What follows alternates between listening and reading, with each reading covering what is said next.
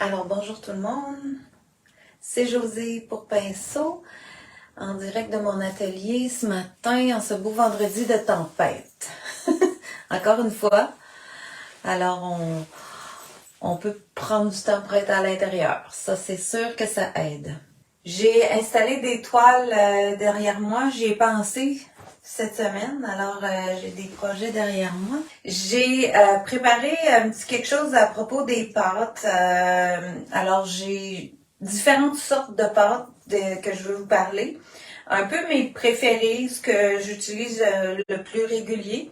Et parce que je pouvais pas parler de toutes les pâtes, là, c'est sûr, il y en a trop. Mais au moins vous faire un petit tour. Une première en direct. Ah ben c'est bon, bienvenue, c'est le fun. C'est peut-être parce que c'est la tempête, parce que vous êtes disponible. Alors bienvenue si c'est votre première fois. En passant, je vais me présenter. Mon nom est Josie Trucy, je suis artiste peintre et professeure chez Pinceau à Québec. Pinceau est une boutique où on vend tout le matériel d'artiste que je vais utiliser aujourd'hui. Alors tout ce que vous voyez, des fois je reçois des messages. Oh j'ai aimé ça telle affaire, où je peux me procurer, t'as-tu une idée? Ben j'ai chez Pinceau. En partant c'est chez Pinceau. Alors j'utilise presque tout le temps ce qu'on a en boutique. Sinon, c'est des choses peut-être que j'avais, mais c'est très rare. Alors, j'essaie de vraiment que vous puissiez vous procurer ce que je vais utiliser. Alors, vous avez sur le site de Pinceau au www.pin-so.com sur lequel vous pouvez commander à 75$ et plus. C'est gratuit, la livraison à travers le Canada. Vous avez aussi la plateforme Pinceau Thinkific que vous voyez derrière moi dans ma toile. Alors ça, c'est une plateforme où on donne pas, mais on vend des cours en ligne. Alors le projet que vous voyez là s'appelle Carousel, sur lequel j'ai collé l'étiquette. Et c'est un cours en ligne, alors c'est pour ça que je l'ai mis sur ce tableau-là.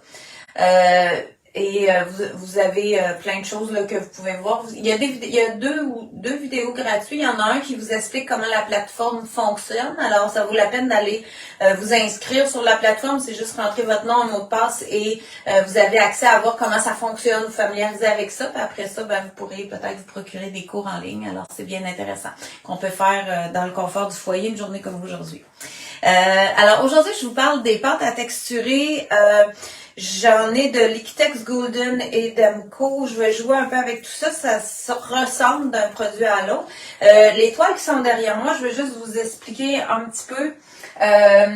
Ici, dans le carrousel, comme je vous disais, j'ai utilisé des pâtes. Alors, dans ça, il y a vraiment une texture de fond. Là, peut-être qu'à l'écran, c'est pas perceptible, mais j'ai vraiment une texture mince que j'ai appliquée partout, qui est une pâte légère que je vais vous montrer dans quelques minutes. Puis j'ai des pâtes à craqueler, là. Ce qui fait les craquelages dans ça, c'est les pâtes à craqueler. Puis parfois, je l'étends plus épaisse aussi. Je viens faire des structures dedans, des lignes dedans creusées à l'intérieur. Alors, dans celle-là, il y a vraiment toutes sortes de structures.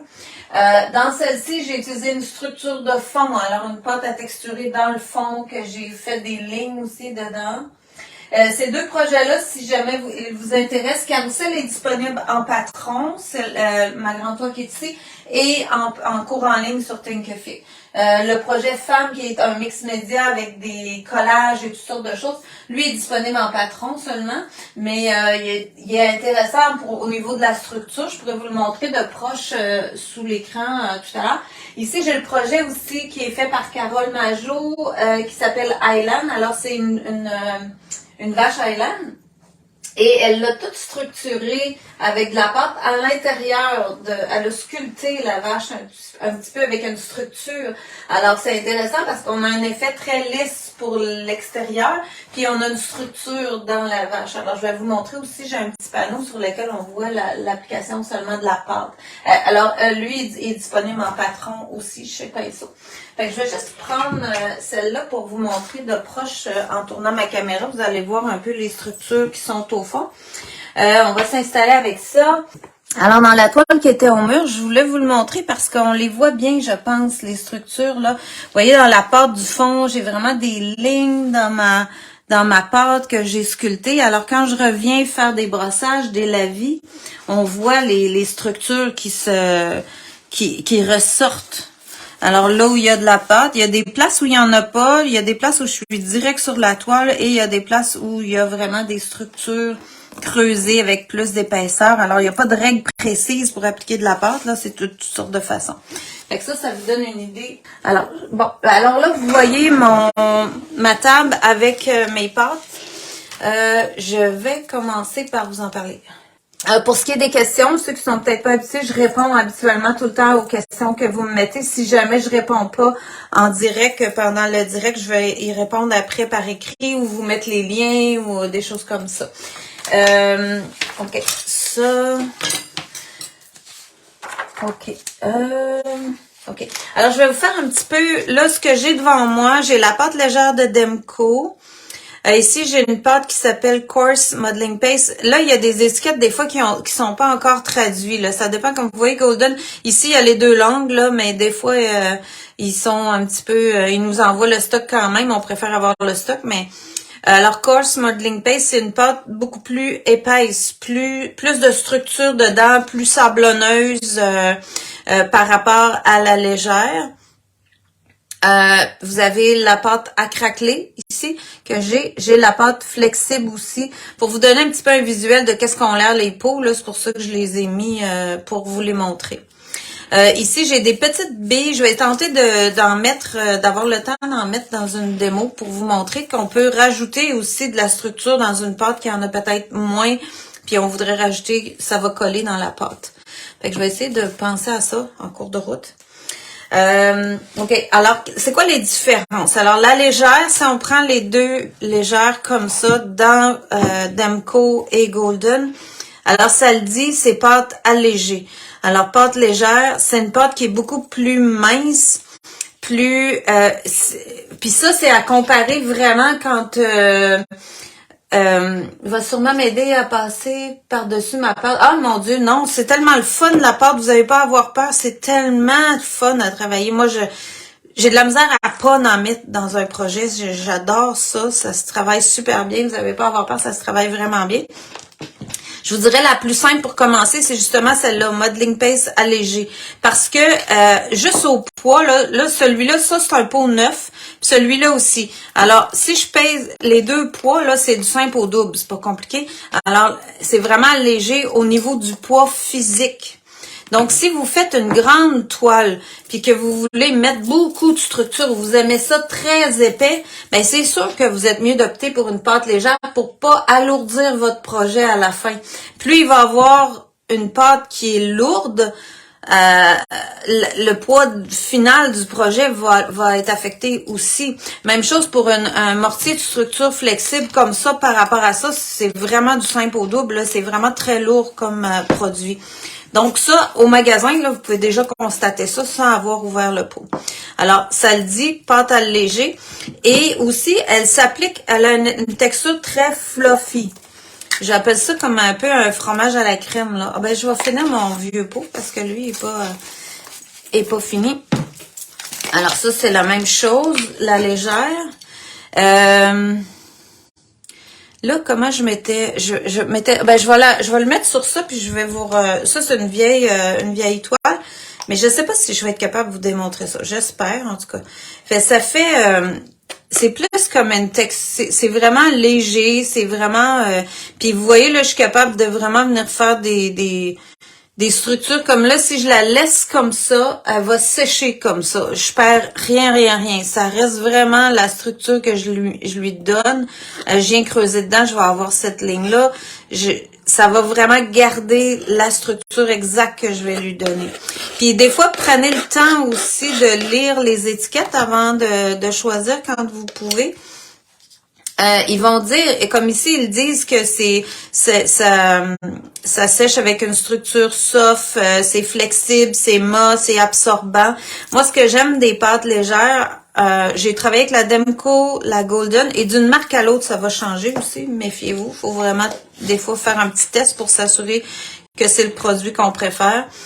Les légères, autant en Liquitex, Golden et Demco, ils sont poreuses, alors ça peut faire un très beau fond pour faire des lavis, mais parfois il y a des pâtes qui vont avoir une structure en surface très plastifiée, alors c'est moins poreux, ça absorbe moins les couleurs par après, alors ça peut jouer sur l'effet de quand on va revenir avec autre chose. aucune transparence. Non, c'est ça. Est-ce que tous les gels et les pâtes peuvent être tendus? Qu'est-ce que tu veux dire par être tendu? J'ai aucune idée de ce que tu me dis, Lise. Des fonds avec des pâtes ajoutent une belle dimension au projet. Oui, certainement. Oui. Alors, c'est ça, la tendue. Ah, ok. Oui. Mais la plupart de ceux que j'ai ici, ils marquent, ils marquent sur les pots qu'on peut le mélanger avec de la couleur. D'ailleurs, je vais vous faire un fond avec du noir et de la pâte. Alors, si je commence par ça, ben, je voulais faire une petite tournée là, pour vous donner les différences. Alors, la lettre est vraiment légère. Je l'ai fait sécher ici sur un plastique. Fait que si j'y touche là comme ça, c'est très léger comme structure. C'est doux. Ça n'a pas c'est pas abrasif, là, ça fait un beau fini léger. Puis si je le mets sur un plastique, ça me fait une peau d'acrylique aussi. Alors, je peux faire des peaux d'acrylique avec ça. Alors, si je compare après avec la course, comme ça, alors en français, je sais pas comment ils traduiraient ça, là, j'ai pas la traduction, mais c'est une pâte plus texturée. Alors, si je la regarde ici sur mon échantillon, ici elle est sec, alors ça me donne une meilleure façon de vous le montrer. C'est beaucoup plus rugueux. Je sais pas si c'est perceptible à l'écran, probablement pas, mais ça, le grain de la légère est beaucoup plus doux, beaucoup plus fin. Celui-là, j'ai l'impression d'un petit papier sablé, là. Ça fait que c'est une structure, le fun pour aller peindre ou pour mettre de la couleur dessus, puis faire des lavis par-dessus. Ça va faire une structure plus structurée, là, plus texturée, qui va avoir plus de pores, mais c'est ça, c'est plus rugueux en surface. Qu'est-ce que je voulais, j'avais quelque chose que je voulais dire par rapport à la course, mais ça, vous voyez, je suis capable de soulever ça comme une peau d'acrylique, donc je pourrais faire des peaux puis les recoller ailleurs ou découper des choses dedans, ça se ferait. Alors, ça dépend vraiment de ce que vous aimez comme surface plus ou moins rugueuse selon la méthode que vous travaillez par après. Ici, j'ai fait la même chose avec la flexible. Je voulais tester, voir si elle pouvait faire une peau aussi. Et oui, puis elle reste très plastifiée, très flexible. Alors ça, ça le dit. Alors, si j'ai une toile que j'ai pas, mettons, qui est pas tendue sur un cadre, c'est peut-être un bon choix parce que la toile va rester très flexible. Je vais pouvoir encore rouler sans que ça casse, contrairement à quelque chose qui c'est très plate. Course, corsé en français, donc rugueux. Ouais, c'est ça. Fait que ça a du bon sens là, comme traduction, tu vois. Alors, plus rugueux. Fait que c'est sûr que si je veux travailler peut-être avec des pinceaux plus fragiles, c'est peut-être rugueux un peu, ça peut être une façon de le voir. OK, alors ça vous montre un peu ces structures-là. Et toutes les pâtes que j'ai là, je peux les mélanger avec de la couleur aussi. Je l'ai déjà fait pour chacune. La course aussi, même la flexible, pas la flexible, mais la light, j'ai déjà fait des transferts d'images aussi avec ça. Ça marche, mais là, c'est pas le but de mon démo d'aujourd'hui. Je reviendrai à ces démos-là un peu plus tard. Puis je veux vous montrer qu'on peut les mélanger avec du noir ou de la couleur. Puis ça, c'était une petite toile où il y avait déjà de la structure, il y avait déjà quelque chose. On colle avec quoi les peaux?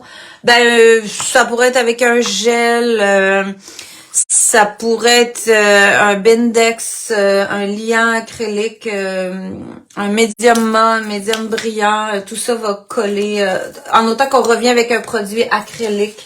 Faire du pan pastel avec la... Oui, ça marche, ça, j'ai déjà essayé. Ça fonctionne bien avec le pan pastel. Ça fait une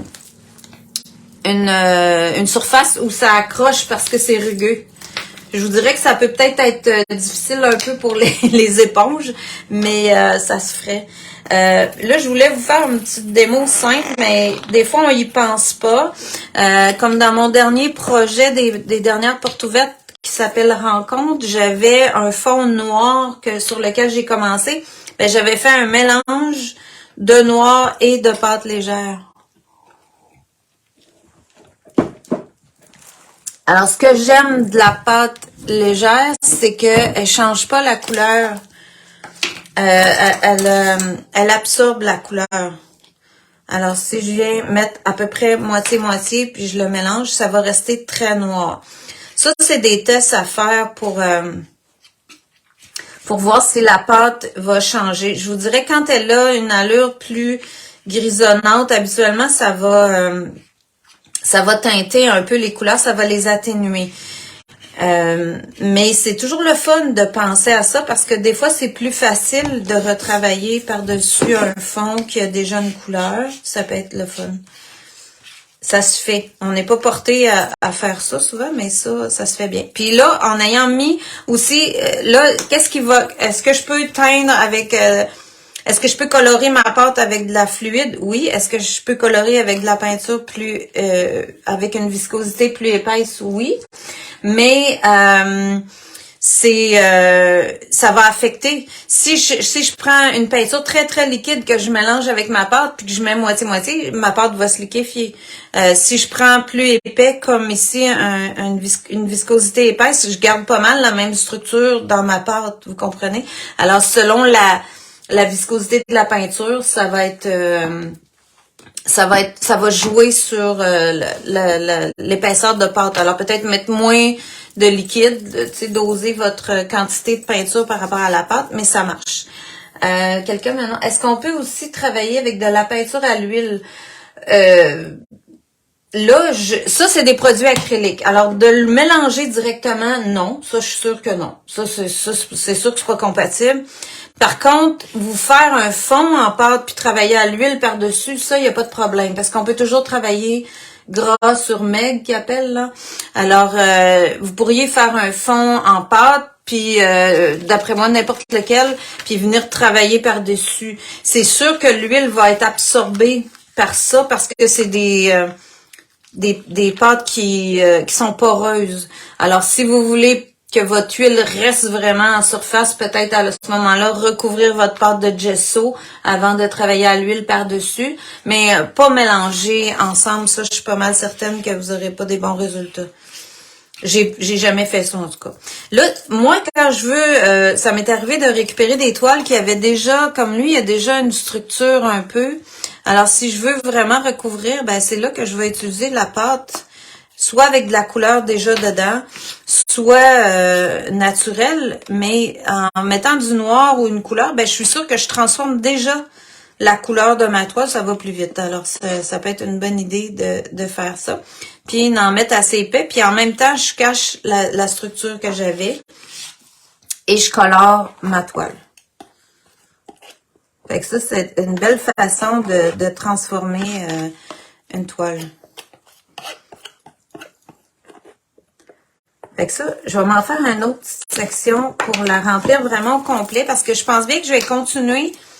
La semaine prochaine, je pourrais vous parler de fond acrylique, mais on pourrait repartir de ces bases-là.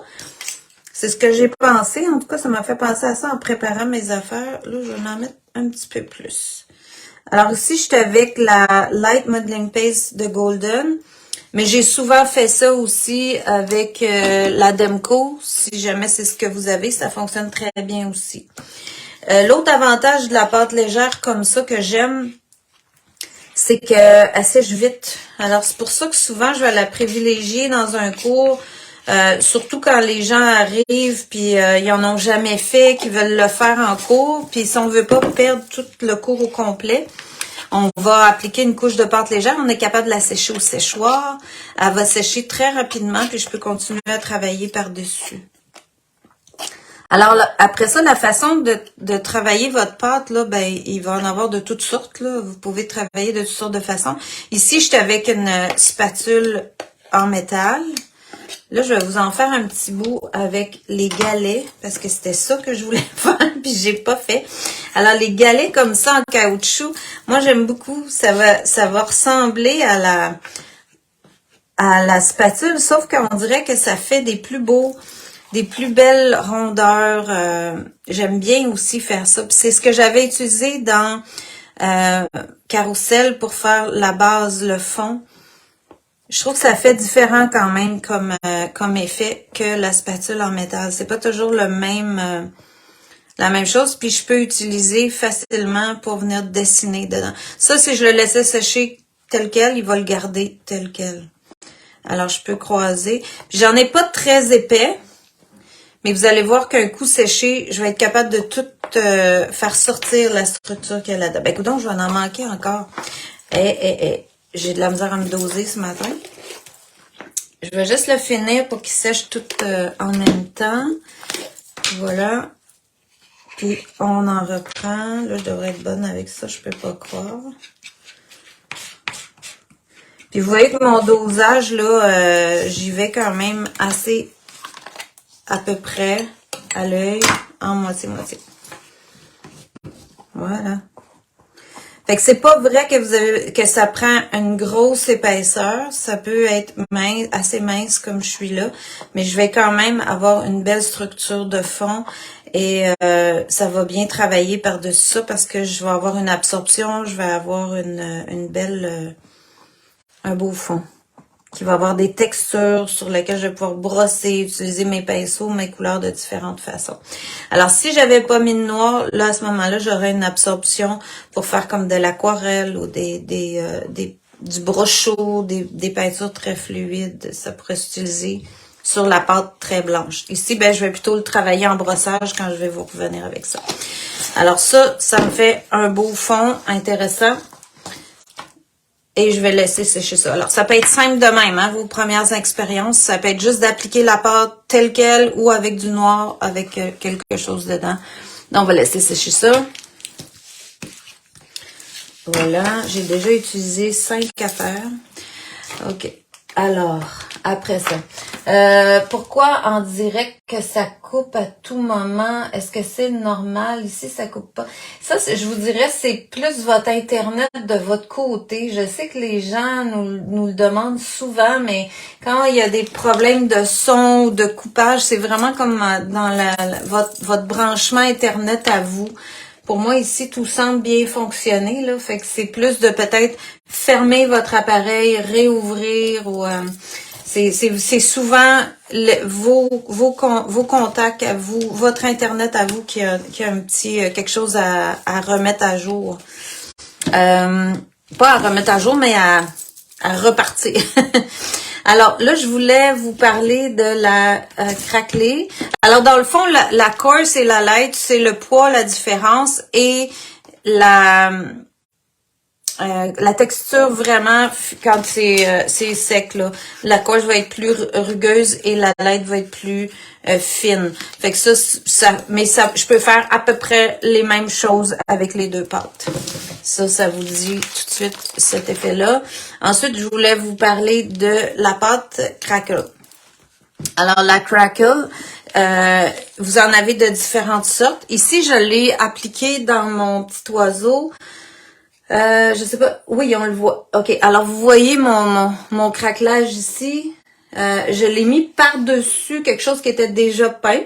Alors, ça vous montre que vous pouvez le faire. Vous pouvez revenir par-dessus quelque chose qui est déjà peint et remettre un effet de craquelage.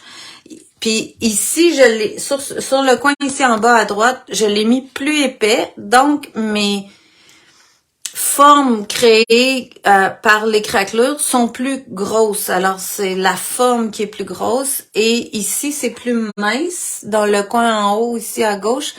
Et j'ai des mini craquelures. Alors, c'est très, très fin. Fait que ça va jouer avec l'épaisseur que vous allez appliquer sur votre toile. Ici, j'ai préparé un fond noir pour avoir un visuel un petit peu de ce que ça peut faire. Puis là, les pâtes à craqueler, il y en a vraiment toutes sortes de variétés. Moi, j'aime beaucoup celle-là parce que elle est poreuse. Alors, celle de Golden, elle est vraiment poreuse. Elle s'agence super bien aussi avec la light que je viens d'utiliser tantôt. Elle a la structure se ressemble quand c'est fini, mais même la coarse, elle pourrait être utilisée avec, pas mélangée ensemble, mais je veux dire, comme moi, dans le carrousel, j'avais appliqué de la light un peu partout, la légère. Et ensuite, à des endroits, je suis venue mettre des grosses épaisseurs de craquelé pour avoir des craquelés à travers. Puis ça a très bien fonctionné, là, les deux en même temps appliqués, mais pas mélangés ensemble, mais une par-dessus l'autre. Puis mon craquelage a très bien réalisé. Alors, ça me donnait une absorption à peu près semblable quand je suis revenue avec les lavis. Mes lavis de couleur ont aussi bien rentré dans la pâte légère que dans le craquelage. C'est ce qui est intéressant de celle-ci, c'est sa porosité quand c'est sec. Alors, vous voyez, elle a une belle structure. Quand je la mets sur elle est pas du tout caoutchouteuse. C'est comme une crème fouettée. Et ce qui va me donner les grosses craquelures, ben c'est si je la laisse comme en épaisseur comme ça. Je vais vraiment avoir, je sais pas si on est capable de voir l'épaisseur. Ouais, c'est pas pire. Ça paraît pas épais à l'écran. Ouais, mais as-tu un modèle? Ton oiseau, as-tu un... Non, j'ai pas de... Non, ça, c'est vraiment un petit dessin d'un petit oiseau là qu'il y avait sur un calendrier que j'ai redessiné, mais c'est un petit mésange, je pense bien. Alors, je peux appliquer ça épais comme ça. Je vais avoir des craquelures encore plus grosses que ce que j'ai dans l'autre. Si j'enlève pas les pics comme ça, ils vont rester là. C'est vraiment la pâte, elle reste telle qu'elle. Alors, je peux venir la mettre comme ici. Je pourrais la mettre un peu plus mince. Et ça va craqueler fin. Fait qu'on va le mettre, on va voir. Je pourrais vous remontrer ça quand ça va être sec. Pour voir ce que ça va avoir donné. Voilà. Fait que là, en ayant mis aussi du foncé en dessous, j'ai bien l'impression que ça va...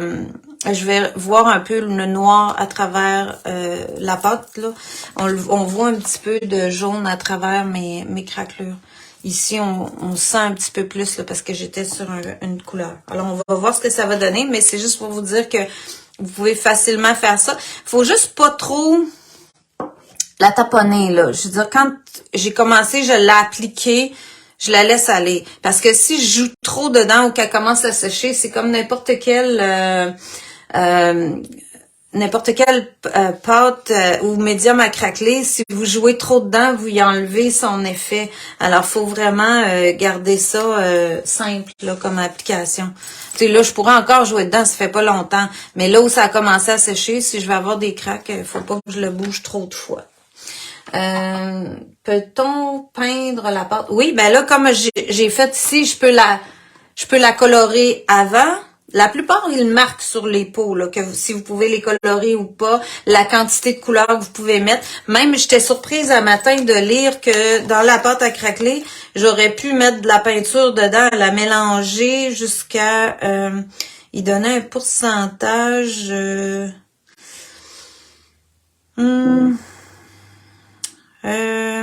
ouais. Après, non. C'est celle-là que j'ai lu ça d'abord. Create surface. Okay.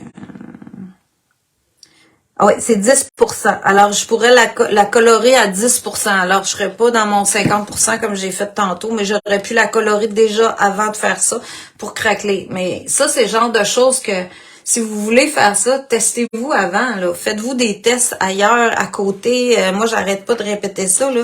Moi, je suis tout le temps en train de faire des tests. J'ai fait pour vous faire les démos. J'en fais avant de faire mes démos. J'en fais. C'est tout le temps. Fait qu'on finit qu'on connaît nos produits. On sait comment ils vont réagir. Puis on sait qu'est-ce qu'on peut faire avec pour quand on vient créer. Ça aide aussi à la création de faire des essais comme ça. Puis de les garder, ces petites toiles-là. Là. Moi, souvent, ils sont dans mon atelier. Puis là, oui, je pouvais faire ça. Et la pâte, vous pouvez la peindre après, c'est sûr, évidemment. Un coup que c'est séché, je peux revenir peindre comme si j'étais sur une toile. Ça permet beaucoup... Moi, je trouve que le médium de pâte, toutes les sortes de pâtes, ça permet beaucoup de récupération de vieilles toiles.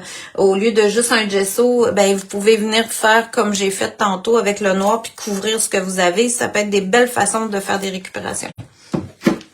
Là, je voulais vous parler aussi de la flexible. Alors, moi, j'en ai dans un pot. J'ai amené le pot pour vous le montrer. La flexible dans Liquitex, elle est beaucoup plus caoutchouteuse, je dirais, Pour débuter, quel choisir? Eh, mon Dieu! Ça dépend ce que vous voulez faire, tu sais. Si vous aimez les craquelures, achetez-vous de la craquelée. Mais comme je vous dis, moi, souvent, je fais, au début, quand les gens arrivent en cours puis qu'on a à faire de la pâte pour que ça aille rapide, ben moi, je fais acheter de la légère. Parce qu'elle est très versatile. On peut faire plein de choses avec. On peut la mettre sur n'importe quelle surface. Elle se mélange bien avec de la couleur. Elle est facile, en tout cas, à travailler.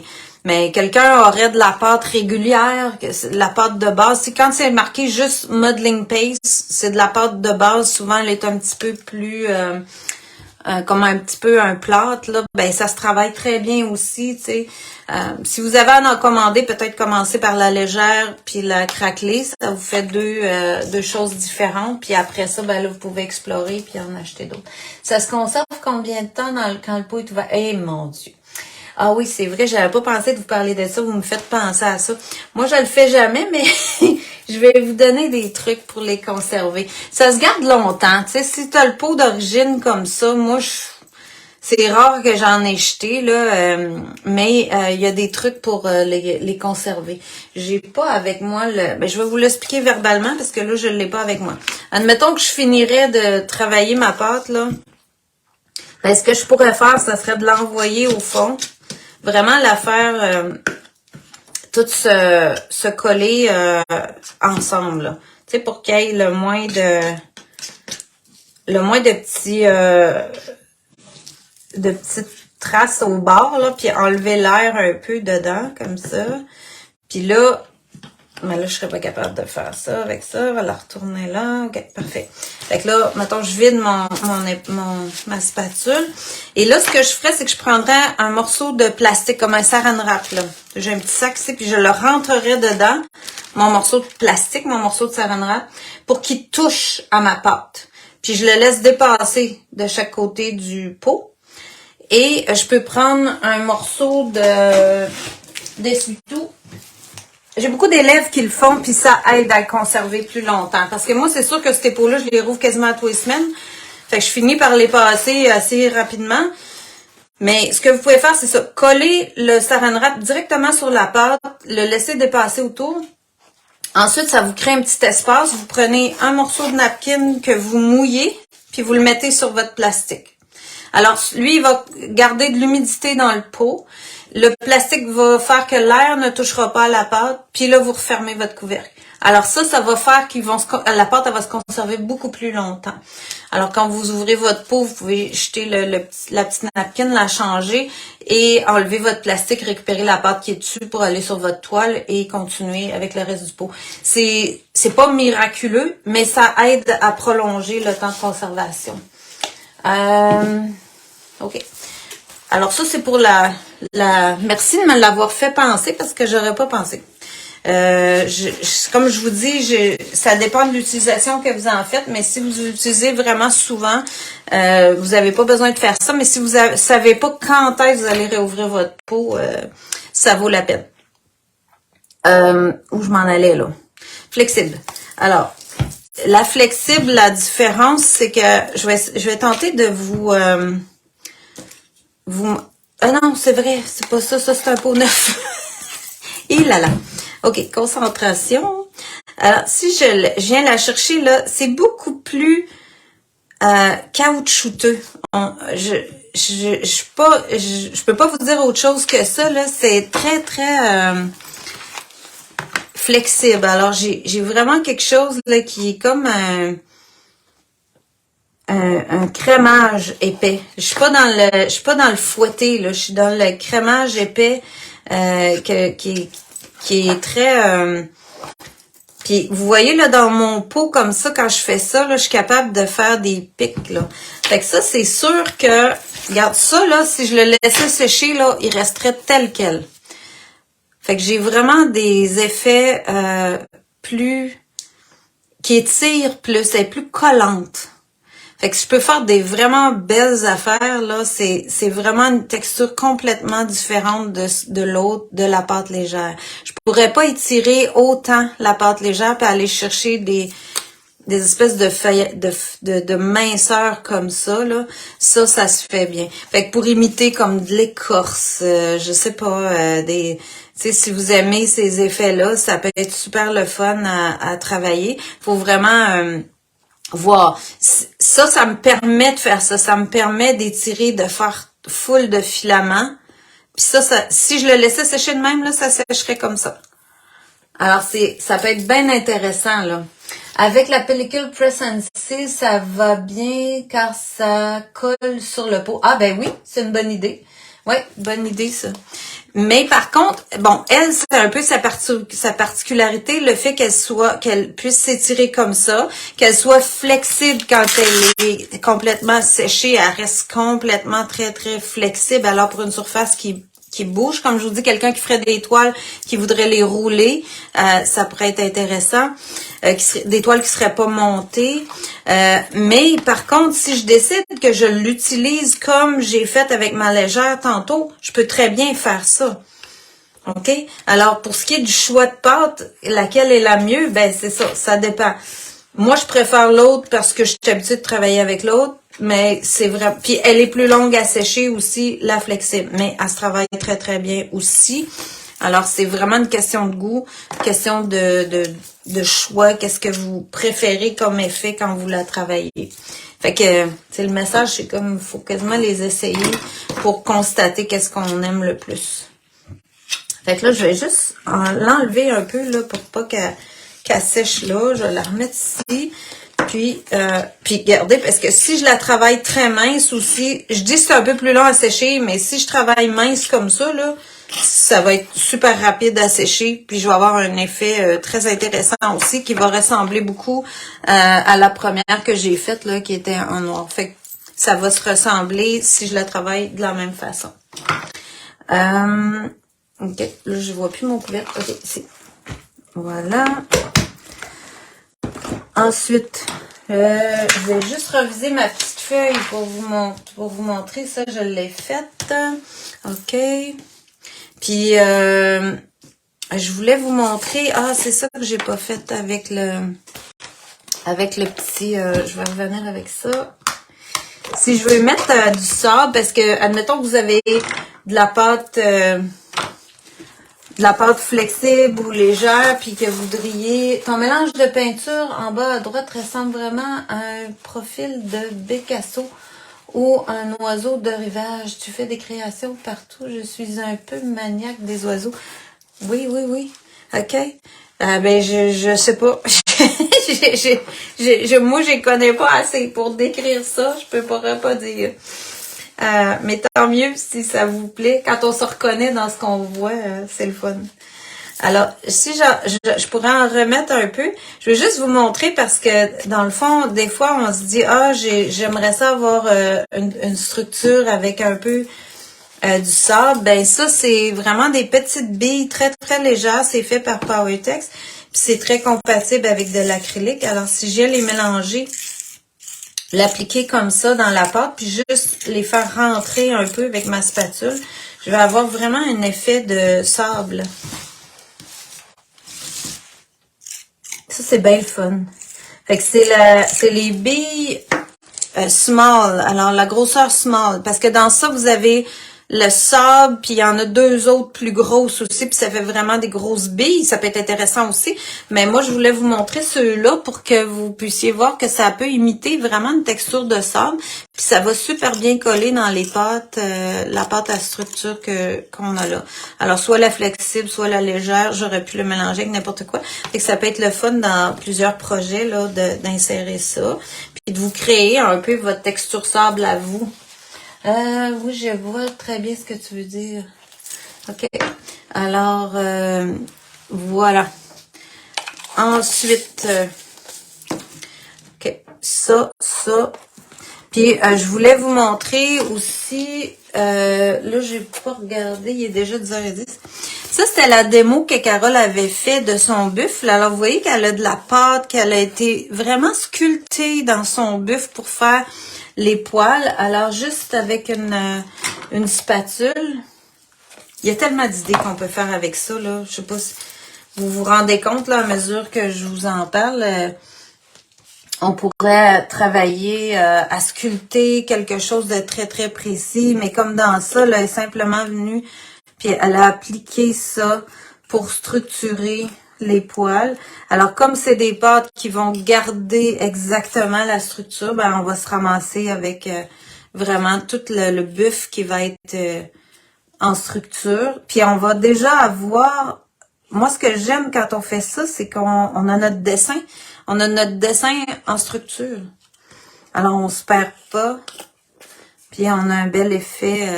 Alors, tu peux te servir de la pâte pour sculpter juste certaines parties.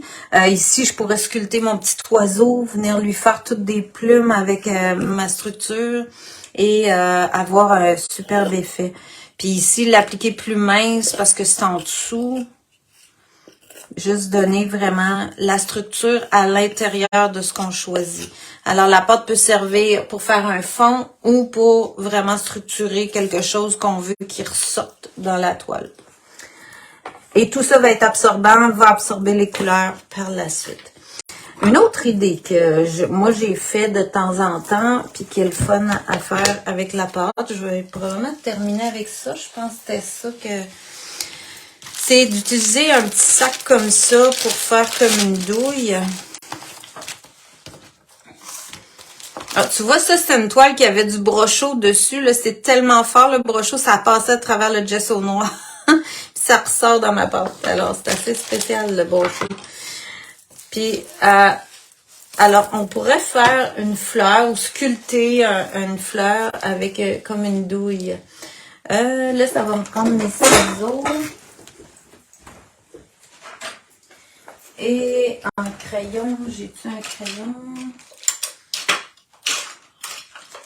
J'ai pas mon crayon blanc, j'ai un crayon à colorier. Alors, mettons que je voudrais avoir comme un peu comme une rose.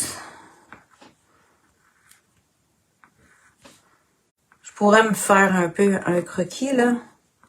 Mais je pense que vous allez comprendre ce que je veux dire. Même si je suis pas super précise ce matin dans mon dessin.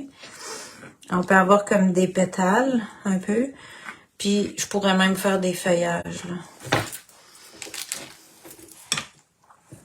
Peux-tu colorer la pâte avant de la placer? Oui, oui, c'est ça que j'ai fait ici. Alors, tantôt, j'ai mélangé le noir avec la pâte légère, puis je l'ai faite dans mon fond, mais j'aurais pu mélanger la pâte avec de la couleur pour mettre dans le buff. Ça va vraiment aller avec...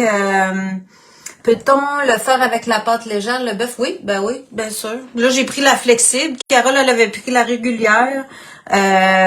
Oui, ça va donner assez semblant, mais vous voyez que la flexible est plus blanche que celle-là. Bon, il va y avoir des petites différences, là, mais ça va fonctionner aussi. C'est pour ça que c'est difficile de vous dire ça prend vraiment telle pâte pour telle affaire. Ça va aller avec ce que vous voulez faire. Comme je sais que Carole, dans ça, elle a travaillé avec des lavis par la suite, donc c'était bien que la pâte soit très absorbante pour aller mettre les couleurs et tout ça, là. Pourrait-on même utiliser un pochoir pour des moteurs? Bien sûr, bien sûr, bien sûr.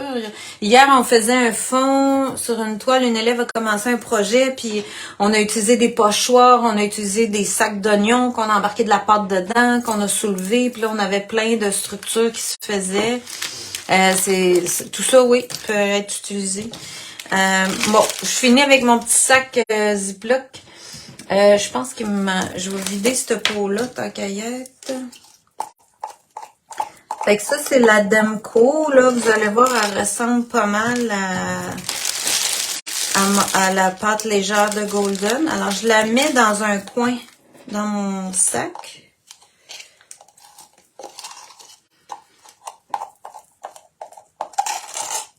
Parce que la pâte, là, c'est vraiment un bel outil pour faire toutes sortes de choses, là. C'est vraiment quelque chose de le fun d'avoir des structures, de jouer avec ça. Puis comme je vous dis, c'est pas toujours que ça en prend énormément.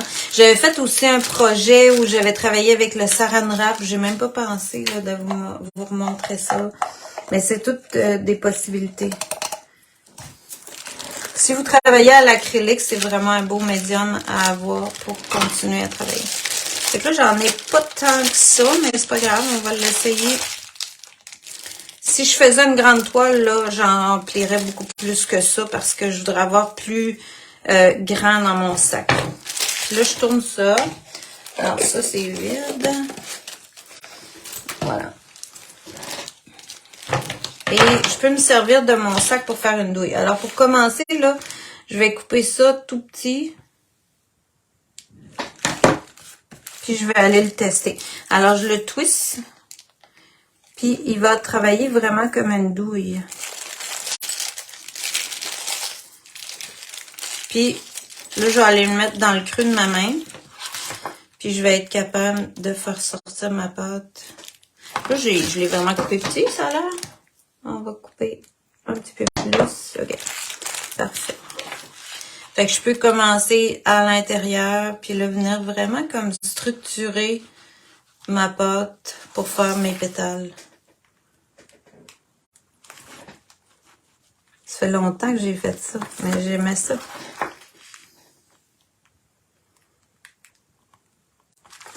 Elle est un peu séchée, ma pâte. Mais ça fonctionne super bien. Puis je peux même faire des petits points pour... Puis là, vous le faisant sur le noir, ben vous voyez bien l'effet. Ça crée déjà des pétales. Hop! Là, j'ai mis mon sac. Il me semblait que ça allait m'arriver. Fait que je m'en viens comme ça, puis je peux structurer tous mes petits pétales. Puis moi, je travaille souvent avec le bout du sac.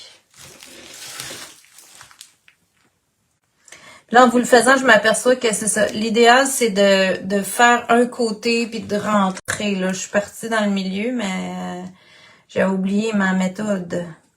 Fait que quand je suis sur un fond blanc, là, vous comprenez que ma fleur, elle va toute se créer en pétales, mais l'idéal, ce serait que j'aille mon fond blanc. Là, je voulais être en contraste pour que vous voyez bien. Ça se travaille quand même assez bien pour faire les structures comme ça.